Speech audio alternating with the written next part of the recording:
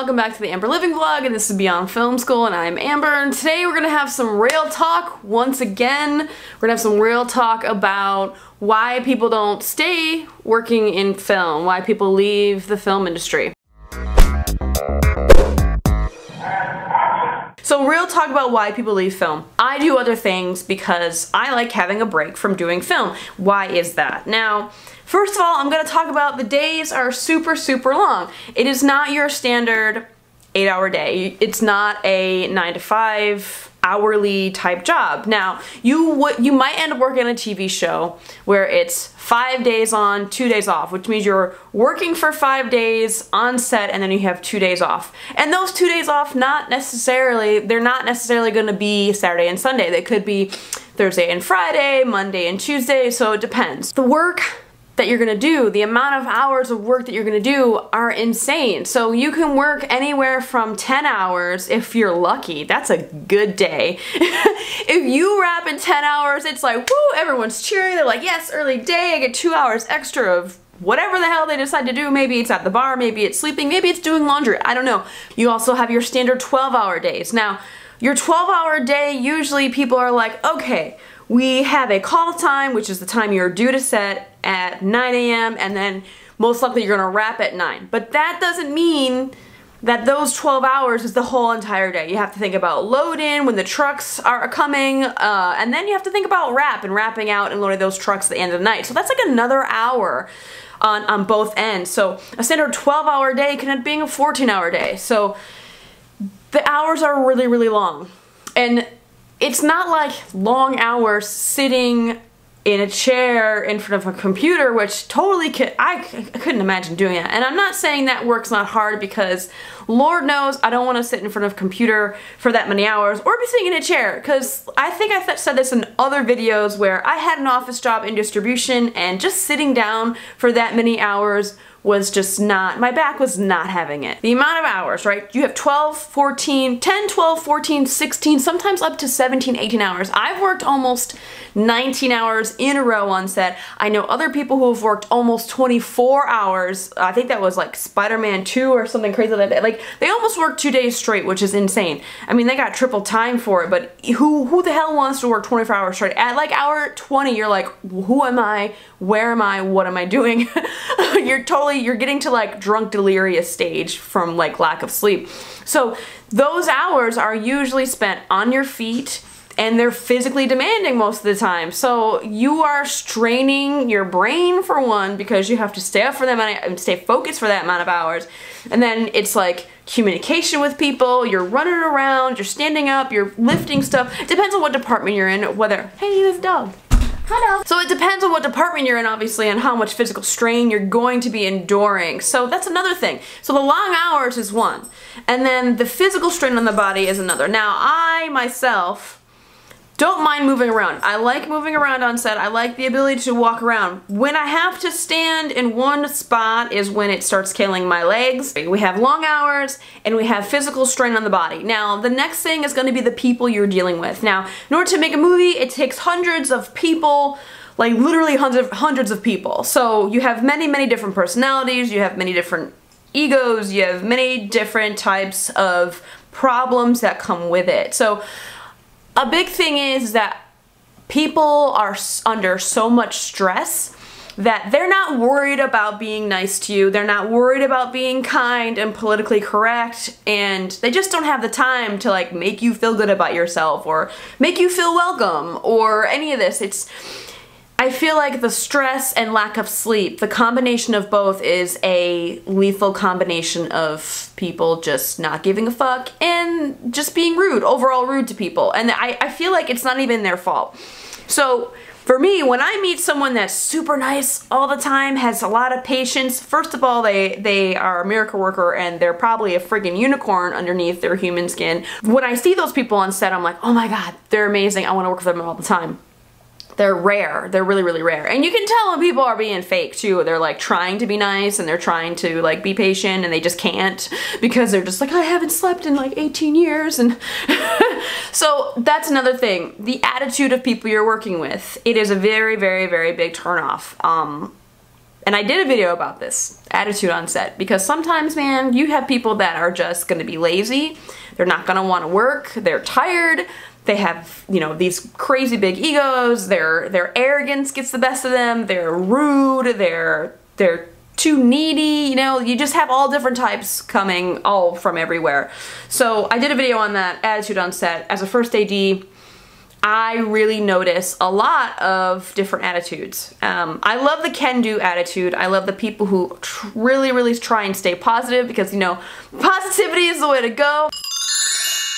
I'm gonna put it up again, positivity. I swear to God I said that in every video, but that's, you know, people who are problem solvers, not the complainers. And that's another thing. You have people who are going to complain about something. They're going to complain about, oh, we're going, you know, they're going to call Grace for lunch, or, you know, now we're going over an extra hour and the director has too many takes, or I don't feel appreciated in my job. There's so many things that people are going to complain about, and when you're stepping on set, you're like, oh my God, I'm just happy to be working, first of all. And those are the people that I like being around. It's just like, we're here, we're doing what we like to do, and we're getting paid to do it. I feel like, along with that attitude, I feel like a lot of people who have worked in the industry for so long are just so jaded that they have been treated so badly that they feel like now the next people, or the next generation of filmmakers, are coming in and they need to kind of pass that shitty torch, so they have to pay their dues. Even though you're on like hour 15, if you sit down you could be fired, which is crazy.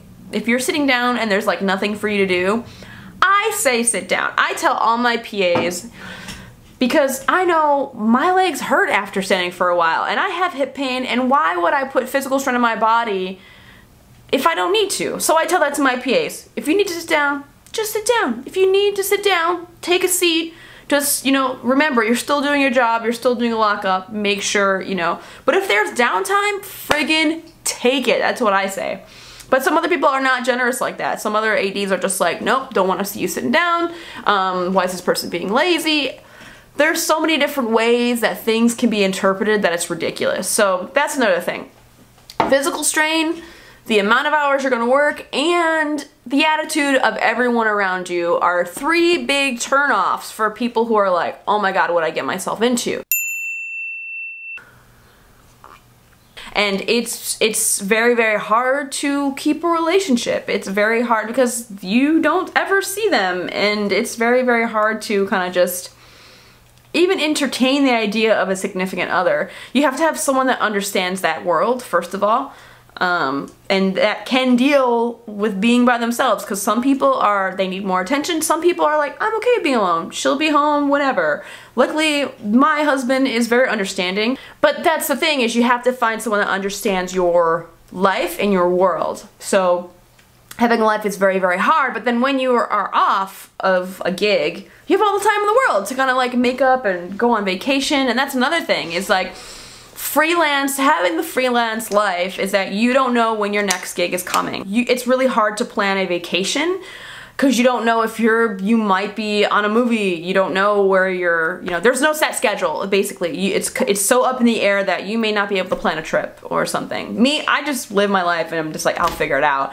Somehow it's been working out. I tend not to worry about these things, but whatever. See, and this is why I talk about other things that I do in film, because when I work 6-7 days in a row on film, I'm ready to do something else. That is just my personality. I'm ready to go back to tour directing, I'm ready to go back to cafe stuff, or I'm ready to just take a few days off and just not work at all, because maybe I don't have to financially, because I made a chunk of money in that week or whatever. So it depends. I like doing different things, and there's nothing wrong with that. There's nothing wrong with having multiple interests. I like traveling, that's why I do tour directing, and I get to travel to different cities and stuff like that, so that's great. I love it. And plus I get to be on stage and tell history and facts and all this stuff, and it's like instant gratification, because people are like, yeah, you know all this stuff and you're telling me about it. Like working in the coffee world, obviously, I love coffee.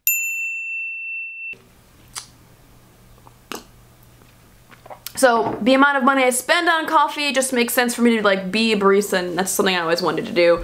And for a while I was entertaining the whole idea of having my own cafe, but I don't really know if I could do that. And I was actually asked that question the other day, like, would you ever think about running your own business? And I thought real hard, and I was honest with myself, and I'm like, I did think about owning my own business once upon a time, but I realized with my personality and the need to do other things and just have a variety to my life, I don't know if I would get sick of owning a business. You know what I mean? You have to be 100% if you're trying to own a business. That's one thing.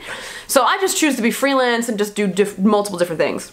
4 reasons: it's the physical strain, it's the amount of hours, it's having no life, and it's dealing with the attitudes, egos, and all that from the people that you're working with. So I guess number 5 would be, you know, being freelance. When I talked about, you know, you can't schedule thing. If you are freelance, the scheduling is a big thing. People like to be secure. People don't like to be like me where it's like, oh, you know, just wing it or figure it out, or, you know, next month I'm doing all these different things. Some people like that set schedule, 9 to 5, whatever it may be. It doesn't have to be an office or a desk job, but it could just be they know what their schedule is, they know the amount of money they're going to get, they have that security, you know, so that it's just not for some people being freelance. Some people like taking a risk, some people don't.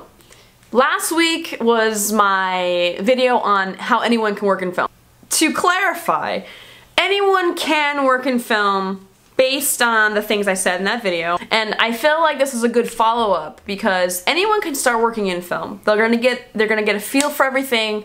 They're gonna start to learn the ropes. They're, you know, gonna get into it, and then they're gonna learn whether or not they want to stay. And one of these 5 reasons that I gave in this video are usually one of the reasons they decide to leave film.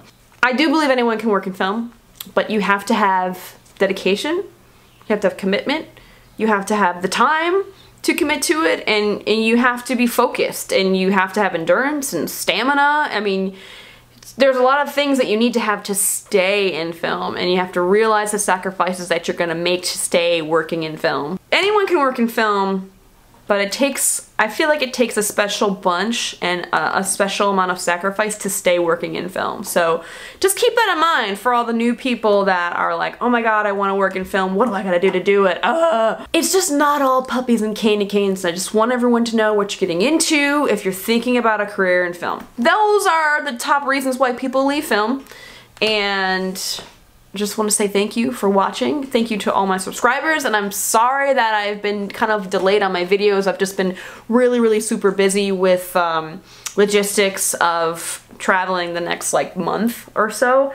Like I said, I was doing tour directing, so I have a number of tours I have to do where I'm doing like Boston, New York, and DC a lot, so I'm happy to be traveling. I won't be doing much film stuff in the month of June, possibly July, I don't know. I have a lot going on. So luckily I was able to fit in this video because I leave tomorrow and I just have so much to do. So I'm just glad I could fit this in because I just don't want to like not have a video for everyone. So that is it for now. I will see you guys next week. If you have any, you know, comments, questions, concerns, stories about why maybe you left film, and if you left film, I don't really know why you're watching this video actually, but if you have, you know, what do you think is the worst part? I mean, people who have, you know, what do you think is the glamour about film? I wish people who are new to film, like, why did you want to be in film?